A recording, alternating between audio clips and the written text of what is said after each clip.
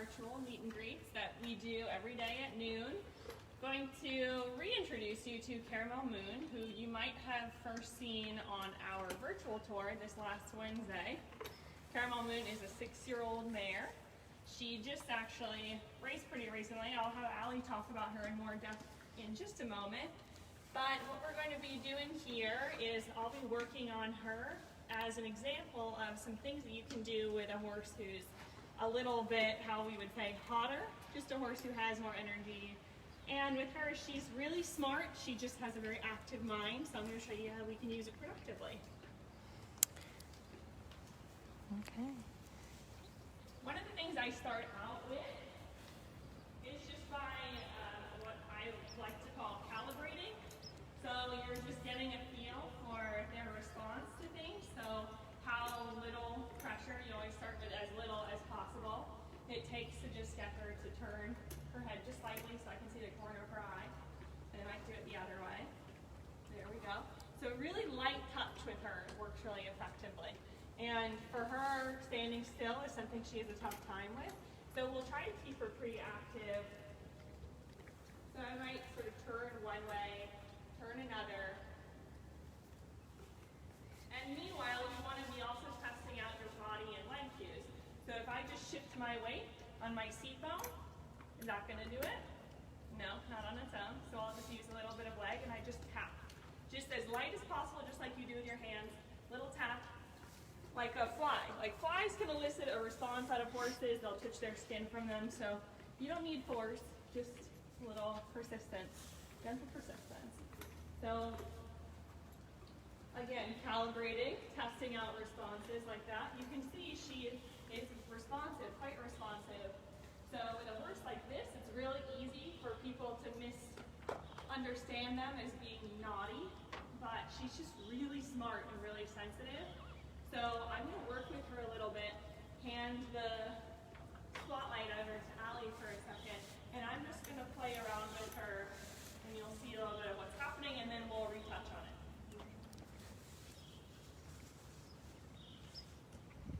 And meanwhile, if you have any questions, feel free to type them into the comments. They will be relayed.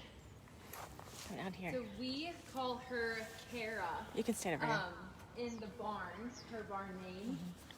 She first came to us about a month ago in the middle of March. She raced 3 times, all down in Florida. She is a 2014, her dad is First Samurai.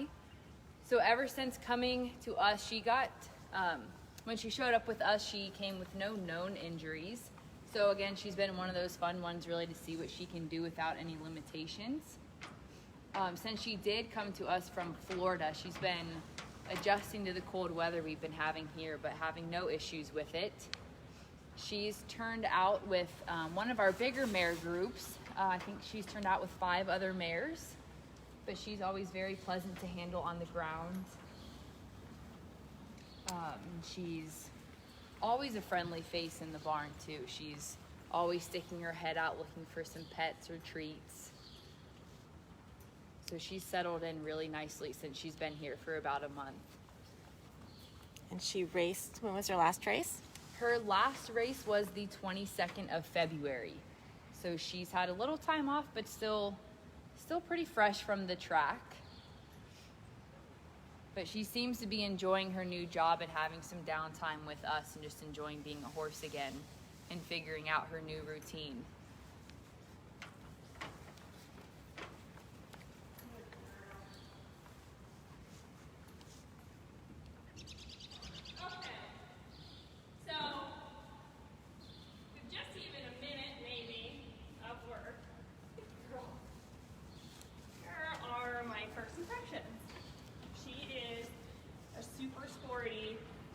Smart horse who has a really nice give to her, but she does need a little bit of what we might call a finesse ride. So you'll see I never really tend to ride with a tight rein. I'll ride with a loose rein. I always say I give them a little more trust than maybe they've earned. But I like to see if they take that trust and respect me mutually because of that. And that comes from years and the feel of understanding how you can push limits. So I know I can take back her, I can have a steady seat if I need to, but I'm giving her the opportunity to come back to me rather than demanding respect through an iron fist. So some of the things I'm doing is just trying to keep her active while we were going in circles. One of the things I noticed that's a weak point for her is as she tries to come by the gate, she tries to throw her hip over to the gate, and that just might be her wanting to get back to the barn and see her buddies, but it shows, if you think about concentrating the energy of the horse between your hand and your legs, that means we have some energy escaping out to the side.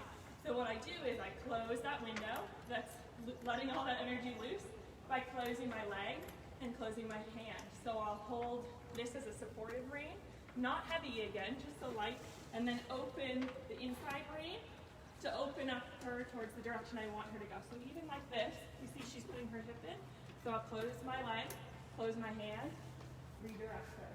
And just as easy as that. And you just keep doing that. Close the windows that are letting all the energy out when she's trying to sidestep in a way I'm not asking her to, and then refocus and move forward. You don't need to get in an argument about it. Just repetition, getting her to listen. And look, she's really quiet, really happy to do it, and then her neck also relaxes. She lets down some of that energy that's keeping her really tense. So this again is a posture that is a default for her at this point. She braces up through her neck and grabs onto the bit. So all I need to do, lift my hand and use a little squeeze in my leg and my seat to get her to move forward.